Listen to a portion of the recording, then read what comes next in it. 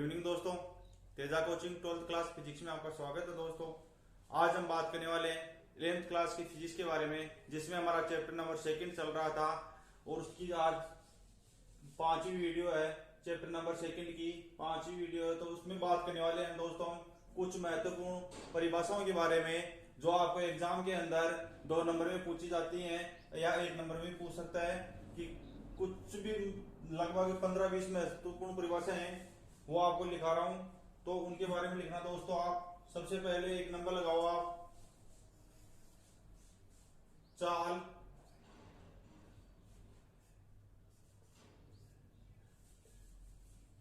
एक नंबर लगाओ दोस्तों, चाल।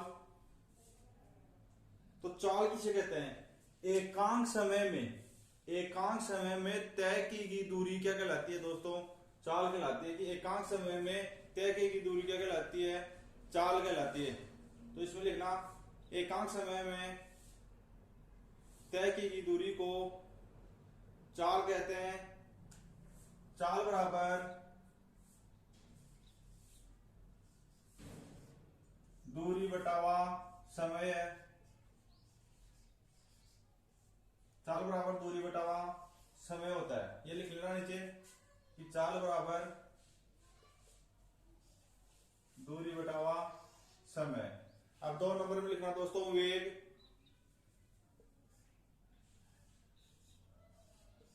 इनमें कुछ समझाने वाला नहीं है दोस्तों, डायरेक्टली आप डेरिवेशन याद रखना आपको, और इसकी जो ये फॉर्मूला है ये ध्यान रख लेना। आपको एग्जाम पूछे कि चाल किसे कहते हैं तो चाल की डेफिनेशन लिख देनी है, और जो ये फॉर्मूला चाल बराबर दूरी बटावा समय, ये फॉर्मूला लिख देना नीचे।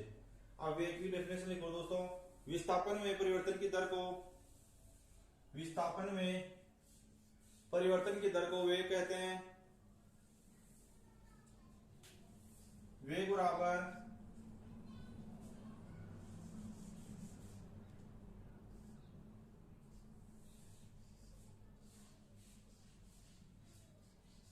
विस्थापन बटावा समय।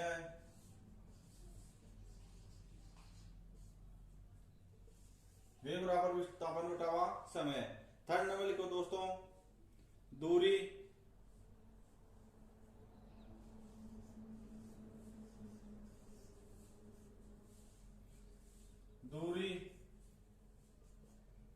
दूरी में लिखना दोस्तों, किसी वस्तु द्वारा तय की गई लंबाई को दूरी कहते हैं। अब चाल तो किसे बोल रहे थे दोस्तों? कि एकांक समय में तय की गई दूरी को, चाल बोल रहे थे। और दूरी किसे कहते हैं दोस्तों? कि किसी भी वस्तु द्वारा तय की गई लंबाई, कि कितनी लंबाई यानी यहां से यहां तक कितनी लंबाई ये तय कर रहा है। कोई भी वस्तु हमारी, वो यहां से यहां तक कितनी लंबाई तय कर रहा है। तो दूरी में लिखना, किसी वस्तु द्वारा तय की गई लंबाई को दूरी कहते हैं। 4th नंबर, विस्थापन किसे कहते हैं? 4th नंबर में लिखना विस्थापन।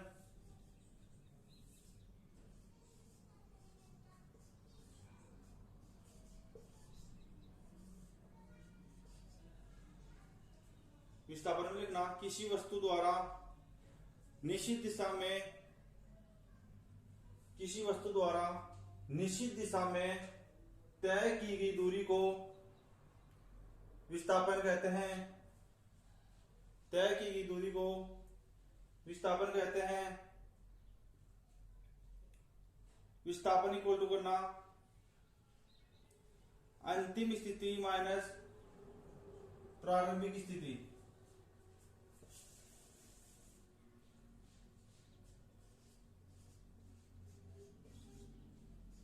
अंतिम स्थिति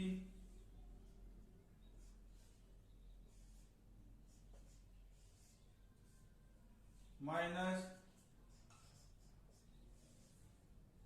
प्रारंभिक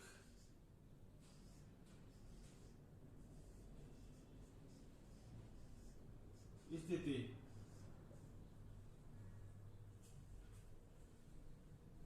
5 नंबर लिखना दोस्तों, त्वरण। 5 एक नंबर त्वरण। त्वरण किसे बोल रहे थे? जब मैंने आपको में सूत्र पढ़ाया था पीछे, तब भी बताया था और आज फिर से इसकी डेफिनेशन लिखा रहा हूं। त्वरण की लिखना, वेग में परिवर्तन की दर को त्वरण कहते हैं। वेग में परिवर्तन की दर को त्वरण कहते हैं। त्वरण इक्वल टू वेग में परिवर्तन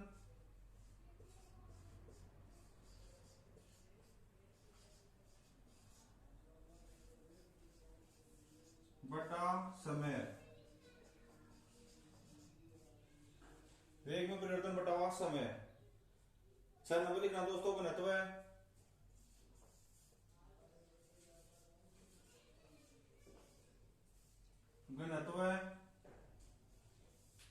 घनत्व की डेफिनेशन लिखना दोस्तों, किसी वस्तु के द्रव्यमान व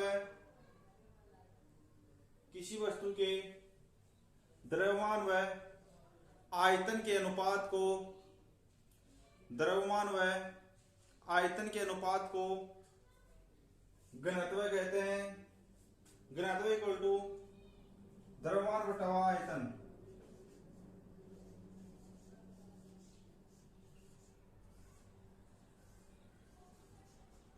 घनत्व इक्वल टू द्रव्यमान बटा आयतन। तो ये हो गए दोस्तों हमारी 6 डेफिनेशन। अगली 7 नंबर में लिखना आप,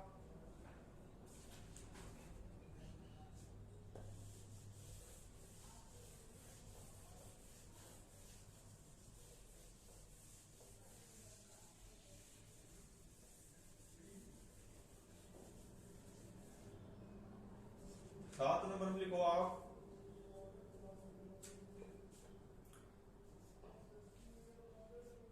बल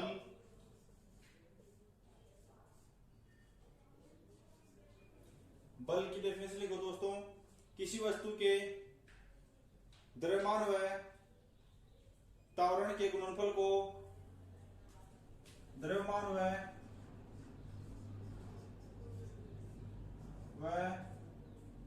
त्वरण वह की जगह यहां क्या लगा दीजिए? गुणा का चिन्ह।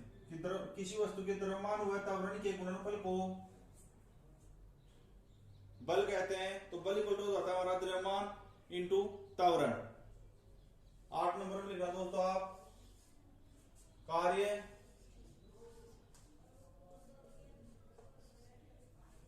में लिखना दोस्तों, बल व विस्थापन के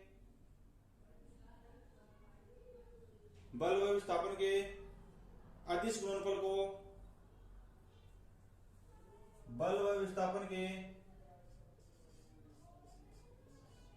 गुणनफल को कार्य कहते हैं। कार्य इक्वल टू है बल इंटू विस्थापन। 9 नंबर में लिखना दोस्तों पृष्ठ तनाव।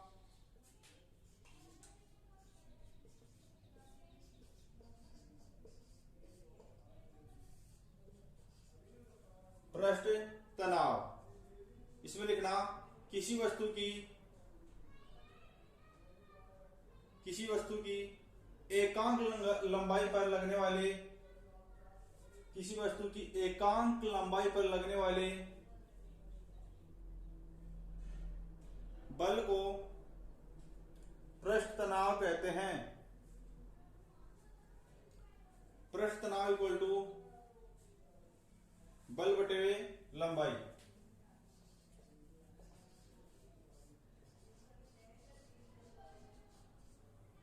पृष्ठ तनाव इक्वल टू बल बटे लंबाई। 9 डेफिनेशन हो गए। 10 नंबर लिखो दोस्तों आप रेखीय संवेग।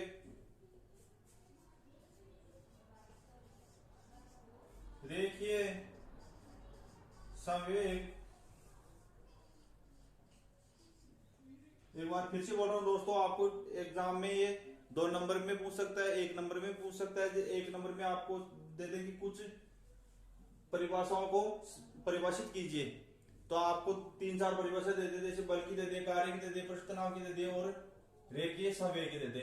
1 नंबर की आधे नंबर की ये दोनों दे दे, और आधे नंबर की ये दोनों दे दे, या फिर 2 परिभाषा दे दे, बल की और कार्य की, दोनों 1-1 नंबर की। क्वेश्चन दे सकता है, इस प्रकार से पूछ सकता है। तो इसकी डेफिनेशन ओनली याद रखनी है और इनके जो फॉर्मूले लिखा रहा हूं आपको वो याद रखने, और इनमें कुछ समझाने वाला है नहीं। तो रेखीय संवेग, तो रेखीय संवेग में लिखना दोस्तों, द्रव्यमान तथा वेग के गुणनफल को, द्रव्यमान तथा वेग के गुणनफल को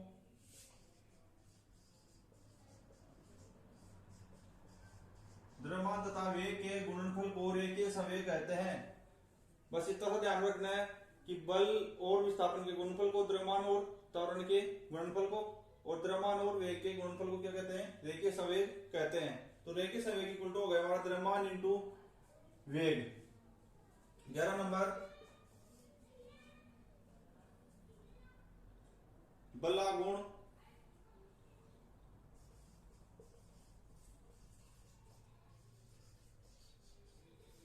नंबर हमारा बलागुण।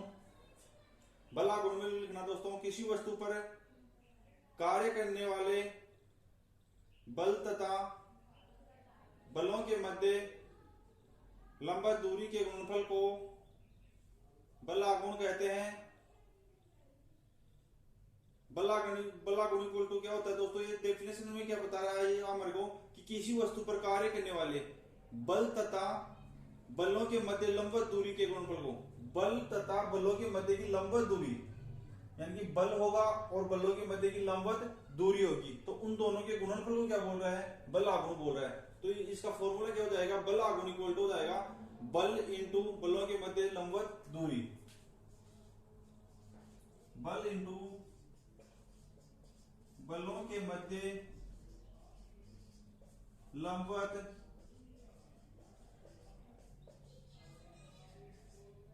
दूरी।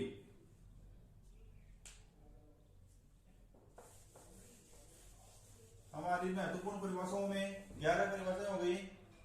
अगली करना 12 नंबर। 12 नंबर लिखो दोस्तों,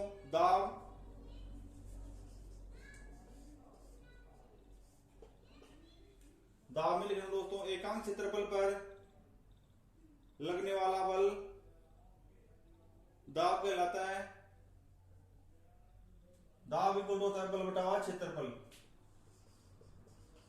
बल बटावा क्षेत्रफल।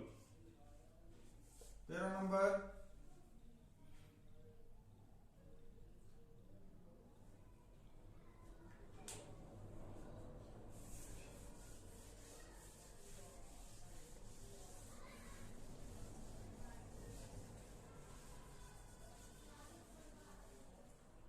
में लिखना दोस्तों, विकृति।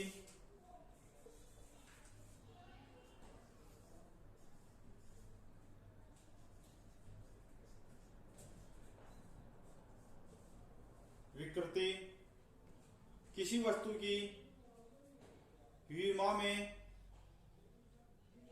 परिवर्तन तथा प्रारंभिक विमा का प्रारंभिक विमा का अनुपात विकृति कहलाता है। थोड़ा फास्ट लिखो दोस्तों। अगली है हमारी दाब प्रवणता। दाब प्रवणता, दाब प्रवणता में लिखना दोस्तों, एकांक लंबाई में या एकांक लंबाई पर दाब में परिवर्तन दाब प्रवणता कहलाता है।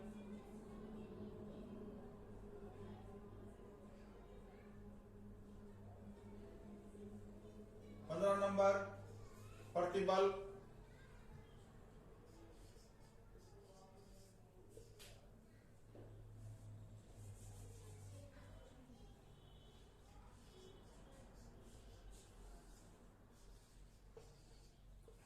प्रतिबल, प्रतिबल किसे कहते हैं दोस्तों? लिख लो इसमें, किसी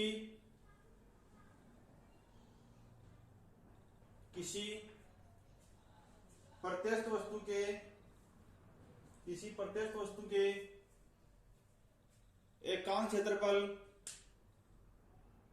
एकांक क्षेत्रफल पर लगने वाला बल प्रतिबल कहलाता है। तो प्रतिबल इक्वल हो जाएगा बल बटा क्षेत्रफल। 16 नंबर लिखना दोस्तों, जड़त्व आघूर्ण।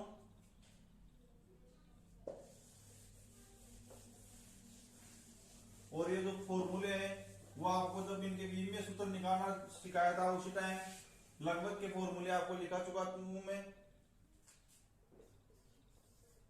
16 नंबर लिखना आप, जड़त्व आघूर्ण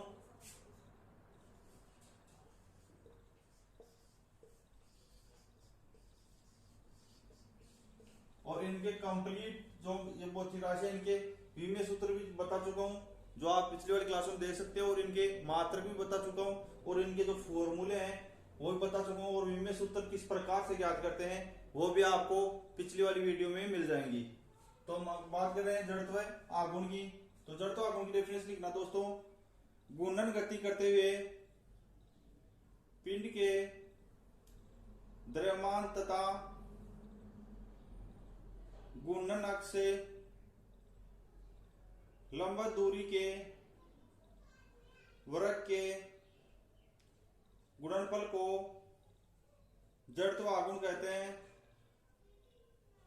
जड़त्व आघूर्ण इक्वल हो जाएगा द्रव्यमान इंटू दूरी।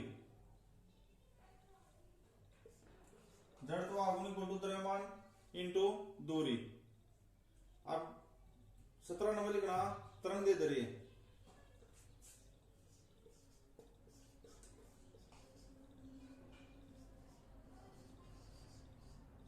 तरंग दैर्ध्य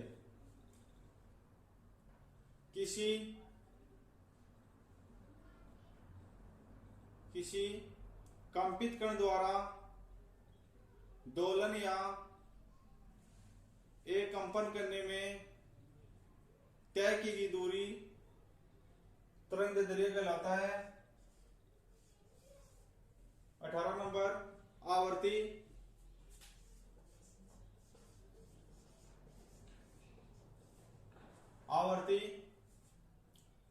आवर्तकाल के व्युत्क्रम को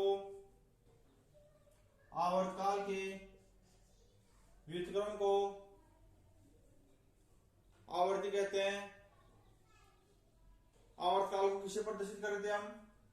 टी से। तो आवर्ती क्या हो गया? आवर्तकाल के व्युत्क्रम को आवर्ती कहते हैं।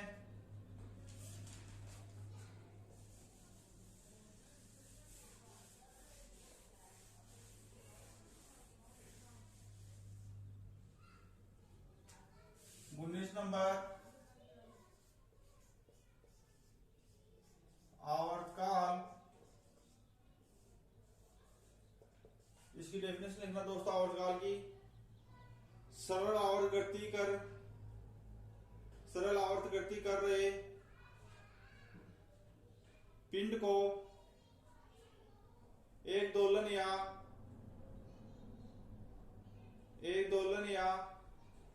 एक कंपन पूरा करने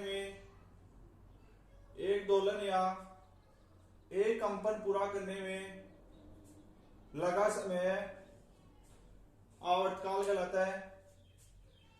एक दोलन या एक कंपन पूरा करने में लगा समय आवर्तकाल। तो इसके बारे में जब भाई किस प्रकार से एक चक्कर पूरा करता है या एक दोलन किस प्रकार से पूरा करता है, इसके बारे में अगले वाले चैप्टर में बात करेंगे। तो ये हो गया आवर्तकाल की। एक बार फिर से सुन लेना, सरल आवर्त गति कर रहे पिंड को एक दोलन या एक कंपन पूरा करने में लगा समय आवर्तकाल कहलाता है। तो ये हो गए दोस्तों हमारे कुछ महत्वपूर्ण इंपोर्टेंट परिभाषाएं थी चैप्टर नंबर 2 में। तो इसके अंदर हमने अध्ययन कर लिया है इन परिभाषाओं की, जो आपको एग्जाम में 2 नंबर में पूछ सकता है। तो दोस्तों जो स्टूडेंट्स न्यू हैं, यदि उन्होंने इस चैनल को Teja coaching 12th class physics के नाम से हमारा जो चैनल है इसको सब्सक्राइब नहीं किया दोस्तों, सब्सक्राइब करें, लाइक करें और दोस्तों को शेयर करना ना भूलें। और हाँ दोस्तों, इसी चैनल के ऊपर आपको 12th क्लास की फिजिक्स भी मिल जाएगी, जिसमें हमारा चैप्टर नंबर 5 चल रहा है। तो जो स्टूडेंट्स 12th क्लास के अंदर हैं वो इस चैनल के ऊपर 12th क्लास की फिजिक्स भी पढ़ सकते हैं। Thank you.